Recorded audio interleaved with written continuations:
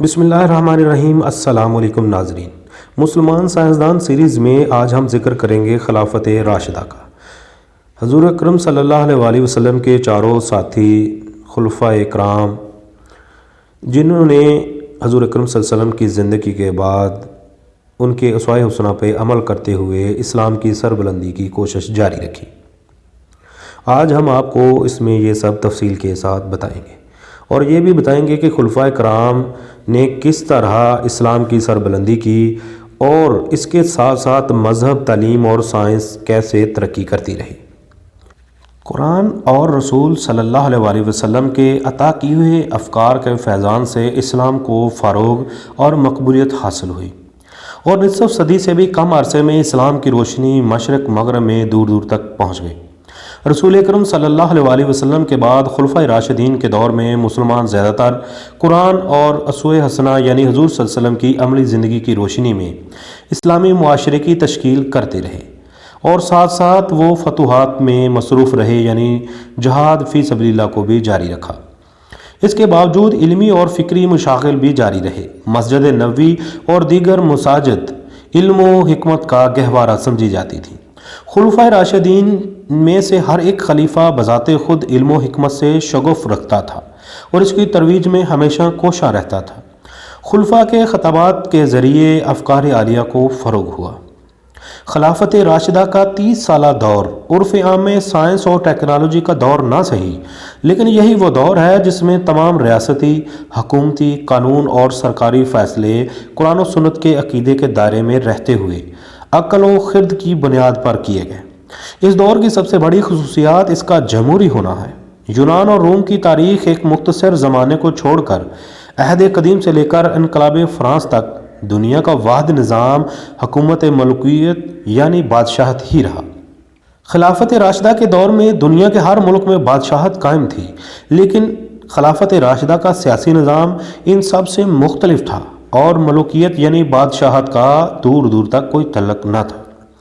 حضور صلی اللہ علیہ وآلہ وسلم اپنی جانشینی کے بارے میں کوئی فیصلہ نہیں کیا تھا، لیکن مسلم معاشرے کے لوگوں نے خود یہ جان لیا تھا کہ اسلام ایک شورعی خلافت کا تقاضا کرتا ہے، اس لیے وہاں نہ کسی خاندانی بادشاہت کی بنیاد ڈالی گئی اور نہ کوئی شخص طاقت استعمال کر کے برسر اقتدار میں آیا، نہ کسی نے خلافت حاصل کرنے کے لیے خود کوئی دوڑ و دھوپ کی، بلکہ یکے بعد دیگرے 4 اصحاب کو لوگ اپنی آزاد مرضی سے خلیفہ بناتے چلے گئے۔ اس سے خود بخود یہ بات ظاہر ہوتی ہے کہ مسلمانوں کی نگاہ میں خلافت کا صحیح طرز یہی ہے کہ جمہوریت کی روح آزادی رائے ہے، اور یہ خصوصیت خلافت راشدہ میں پوری طرح موجود تھی۔ خلیفہ کو سربراہ ریاست کی حیثیت سے مکمل اختیارات حاصل تھے، لیکن وہ 2 باتوں کا پابند تھا، ایک اسلامی قانون کی پابندی اور دوسرا اہل رائے سے مشورہ کرنا۔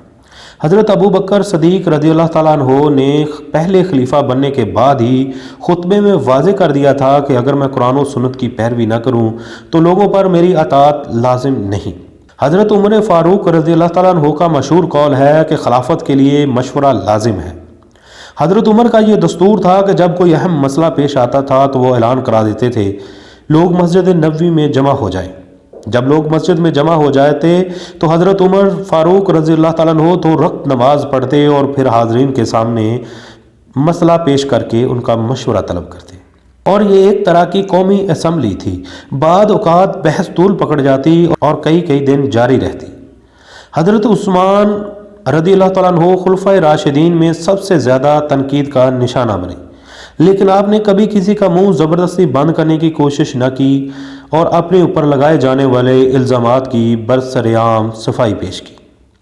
جمہوریت، مشورت اور آزادی رائے کے بعد جدید سیاسیات میں قانون کی بالادستی کا نام آتا ہے، تو اس سلسلے میں بھی خلافت راشدہ اپنی جگہ ایک منفرد مثال تھی۔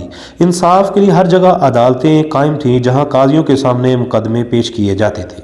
قاضیوں کا تقرر اگرچہ خلیفہ کرتا تھا، لیکن وہ اپنے فیصلوں میں آزاد ہوتے تھے، حتیٰ کہ وہ خود خلیفہ کے خلاف مقدمے کی سماعت کر سکتے تھے۔ قانون کی بالادستی کی اس سے بڑی مثال اور کیا ہوگی کہ جب حضرت عمر فاروق رضی اللہ تعالیٰ عنہ کے فرزند ابو شہمہ شراب نوشی کے جرم میں پکڑے گئے تو ان کو قانون کے مطابق کوڑے مارے گئے اور وہ کوڑوں کی تاب نہ لا کر انتقال کر گئے۔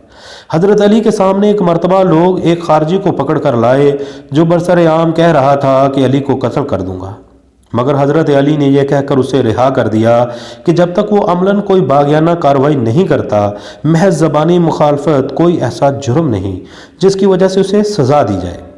خلفائے راشدین نے نہ صرف ذاتی طور پر عدل و انصاف کو اہمیت دی بلکہ صوبوں اور اضلاع کے حاکموں کو بھی اس کی تاکید کرتی ہے۔ حضرت عمر رضی اللہ تعالیٰ عنہ کہا کرتے تھے کہ میں نے حکام کو اس لیے مقرر نہیں کیا کہ وہ لوگوں کو ماریں، ان پر ظلم و ستم کریں، ان کا مال غصب کریں، بلکہ اس لیے مقرر کیا ہے کہ لوگوں کو دین اور اسلام کا طریقہ سکھائیں۔ اگر کسی حاکم نے اس کے خلاف عمل کیا تو میرے سامنے شکایت کی جائے، خدا کی قسم میں اس کو سزا دوں گا۔ معاشیات کی سائنس کی اثر روح معاشی عدل جو انسانی معاشرے کی بنیادی ضرورت ہے، اور خلافت راشدہ اس پر پوری توجہ دی گئی۔ دولت کی تقسیم منصفانہ طریقے سے کرنے کی کوشش کی گئی، تجارت اور کاروبار میں سود نہیں لیا جاتا تھا۔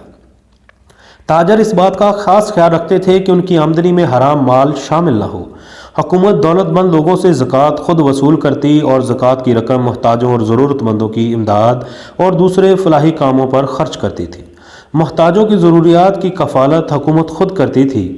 حضرت عمر رضی اللہ تعالیٰ عنہ کے عہد میں عرب کے مسلمان مرد، خواتین، بچوں اور غلاموں کے جس طرح وظیفے مقرر کیے گئے، وہ عوام کی معاشی کفالت کا ایک ایسا نظام تھا جس کی مثال نہ تو اسلام سے پہلے تاریخ میں ملتی ہے اور نہ ہی بعد کی تاریخ میں۔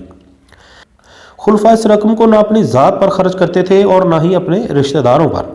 ذاتی اخراجات کے لیے خلیفہ کی تنخواہ مقرر ہوتی تھی، اور اگر اس کو کبھی مزید رقم کی ضرورت ہوتی تو وہ پہلے منظوری حاصل کرتے تھے۔ حضرت عثمان چونکہ بہت دولت مند تھے، اس لیے وہ بیت المال سے کوئی تنخواہ نہیں لیتے تھے۔ بیت المال کو جس طرح خلفائے راشدین نے ملت کی امانت سمجھا، اس زمن میں جس احساس سے ذمہ داری کا ثبوت دیا، اس کی مثال دنیا کی تاریخ میں نہیں ملتی۔ خلافت راشدہ کے زمانے میں اسلامی قوانین جنگ پر پورا عمل کیا گیا، اور اس طرح جنگ کی تباہ کاریوں کو کم سے کم کرنے کی کوشش کی گئی۔ حضور صلی اللہ علیہ وسلم کے بعد جب ایران اور روم سے لڑائی شروع ہوئی تو حضرت عمر رضی اللہ تعالیٰ عنہ نے ان لڑائیوں کو محدود رکھنے اور ختم کرنے کی ہر ممکن کوشش کی، اور اسی طرح حضرت عثمان رضی اللہ تعالیٰ عنہ کے زمانے میں بھی زیادہ تر لڑائیاں بغاوتوں کو کچلنے کے سلسلے میں ہوئیں یا ان لڑائیوں کو قطعی نتیجے تک پہنچانے کے لیے کی گئیں جو پہلے سے شروع ہو چکی تھی۔ خلافت راشدہ کے زمانے کی فتوحات اس قدر پرامن تھی کہ ان کو لشکر کشی کی بجائے لٹیروں اور خارج گروہوں کے خلاف پولیس ایکشن قرار دینا زیادہ صحیح ہے۔ کہیں قتل عام نہیں ہوا، شہروں کو اجاڑا اور نہ ہی لوٹا گیا، اور نہ کہیں عورتوں کی بے عزتی ہوئی۔ ایک مرتبہ ایک شخص کے کھیتوں کو فوج سے نقصان پہنچا تو اس نے مقدمہ کر دیا، اور حضرت عمر نے اس کو ہرجانہ دلایا۔ فوج کے اخلاق کا یہ حال تھا کہ جب دمشق میں مسلمان فوج داخل ہوئی تو ان کو دیکھنے کے لیے بالا خانوں پر رومیوں کی عورتیں جمع ہو گئی تھیں، لیکن کسی فوجی نے ان کو آنکھ اٹھا کر نہیں دیکھا، اس لیے کہ قرآن میں ان کو ایسے موقع پر نظر نیچی رکھنے کی تعلیم دی گئی تھی، اور یہی حضور اکرم صلی اللہ علیہ وسلم کی تعلیمات تھی جن پر عمل پیرا ہو کر مسلمان ہمیشہ ترقی کی منازلیں طے کرتا رہا۔ امام مالک کا بیان ہے کہ جب مسلمان فوج شام کی سرزمین میں داخل ہوئی تو شام کے عیسائی کہتے تھے کہ مسیح کے حواریوں کی جو شان ہم سنتے تھے، یہ تو اس شان کے لوگ نظر آتے ہیں۔ عوام کے اخلاق و کردار کی نگرانی بھی حکومت کے فرائض میں شامل تھی۔ زنا، شراب، جوا معاشرتی جرم تھے اور ان پر سزا دی جاتی تھی۔ شراب پینے والوں کو کوڑوں کی سزا دی جاتی، چوری پر ہاتھ کاٹ دیے جاتے اور زنا پر سنگسار کیا جاتا تھا یا کوڑے لگائے جاتے تھے۔ قبل اسلام کی شاعری میں عورتوں کے نام لینا اور محافلوں کی برائی کرنا عام بات تھی۔ حضرت عمر رضی اللہ تعالیٰ عنہ نے مسلمان شاعروں کو ان دونوں باتوں سے روک دیا۔ حضرت عثمان نے کبوتر بازی اور غلیل بازی جیسے کھیلوں کو غیر صحت بخش قرار دیا اور ان پر پابندی لگا دی۔ رشوت کو بدترین جرم خیال کیا جاتا تھا۔ اس معاملے میں حضرت عمر اتنے سخت تھے کہ دوران ملازمت جو سرکاری ملازم خوشحال ہو جاتے تھے ان کا سخت محاسبہ کیا جاتا تھا، حتیٰ کہ ابو موسیٰ اشعری، حضرت ابو ہریرہ رضی اللہ تعالیٰ عنہ اور حضرت عمرو بن عاص رضی اللہ تعالیٰ عنہ جیسے جلیل القدر صحابہ کرام بھی آپ کی گرفت سے نہ بچ سکے۔ خلافت راشدہ کے زمانے میں انسداد غلامی کے لیے مؤثر اقدامات کیے گئے، غلاموں کی بڑی تعداد کو آزاد کیا گیا۔ حضرت ابو بکر صدیق رضی اللہ تعالیٰ عنہ کے دور میں فتنہ ارتداد کے سلسلے میں جو لوگ غلام بنائے گئے تھے، حضرت عمر نے ان سب کو آزاد کر دیا اور حکم دیا کہ آئندہ کسی عرب کو قطعی غلام نہ بنایا جائے۔ غیر عرب باشندوں کو بھی غلام بنانے کی حضرت عمر نے حوصلہ شکنی کی۔ مصر سے جب کچھ غلام مدینہ لائے گئے تو حضرت عمر نے ان کو واپس کر دیا، اور مصر کے گورنر حضرت عمرو بن عاص کو انہوں نے جن الفاظ میں ہدایت لکھی اسے غلامی کی تاریخ میں سنہری حروف میں لکھا جائے گا۔ آپ نے لکھا تھا کہ ان کی ماؤں نے ان کو آزاد جنا ہے اور کسی کو یہ حق نہیں پہنچتا کہ وہ ان کا فطری حق چھین لے۔ غرض کہ خلافت راشدہ کے زمانے سے جو خصوصیات اور جن کی وجہ سے اس دور کو انفرادیت حاصل ہے، تاریخ عالم میں کوئی دور ایسی مثال پیش نہیں کر سکتا۔ ایرانی اور رومی اس زمانے میں دنیا کی سب سے مہذب اور طاقتور قوموں میں شمار ہوتے تھے۔ عراق، شام اور مصر وہ ملک تھے جہاں انسان نے سب سے پہلے تہذیب کا درس لیا، اور جس کی وجہ سے اس خطے کو تہذیب کا گہوارہ کہا جاتا ہے۔ 30 سال کی مختصر سی مدت میں ان تمام قدیم تہذیبوں کی سیاسی قوت ہی ختم نہیں ہوئی، بلکہ تہذیبی ثقافتی میدان میں بھی ان کو مکمل شکست ہوئی۔ انہوں نے اس تیزی سے اپنے آبائی مذہب کو چھوڑ کر اسلام قبول کرنا شروع کیا کہ اگلے 50-60 سال کی مدت میں ان ملکوں کی تقریباً ساری آبادی مسلمان ہو گئی، اور یہ ملک ہمیشہ کے لیے اسلامی دنیا کا حصہ بن گئے۔ خلافت راشدہ کے زمانے میں نئے دین کی انقلابی تعلیمات کو مستحکم کیا گیا، اور یہ انقلابی تعلیمات جمعیتی عقائد کی بجائے عقل و حکمت پر، یعنی سائنس اور مذہب کا چولی دامن کا ساتھ تھا۔ فرد کی زندگی سے لے کر اجتماعی اور قومی زندگی تک ہر معاملے میں علم و حکمت کا چلن تھا۔ قانون کی بالادستی سے لے کر عقل یعنی سائنس اور مذہب کی درمیان جو تمام رکاوٹیں تھیں، اسلامی شاعر نے ایسی رکاوٹوں کو ہمیشہ کے لیے شکست دی اور دنیا کا نقشہ بدل کر رکھ دیا۔ اور یہی افکار تھے کہ جو حضور اکرم صلی اللہ علیہ وسلم کے وصال کے بعد خلفائے راشدین نے اپنائے اور ان پر عمل کیا، اور مسلمانوں نے بہت سی فتوحات حاصل کیں۔ لیکن آج کے دور میں ہم مسلمان کہاں پر کھڑے ہیں؟ نہ قانون کی بالادستی ہے، نہ انصاف ہے، اور نہ ہی ریاست مدینہ والا کوئی کام ہے۔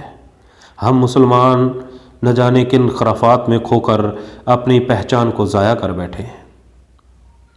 ناظرین، آپ کو ہماری یہ کاوش کیسی لگی؟ اپنی رائے کا اظہار ضرور کیجیے۔ اللہ حافظ، شکریہ۔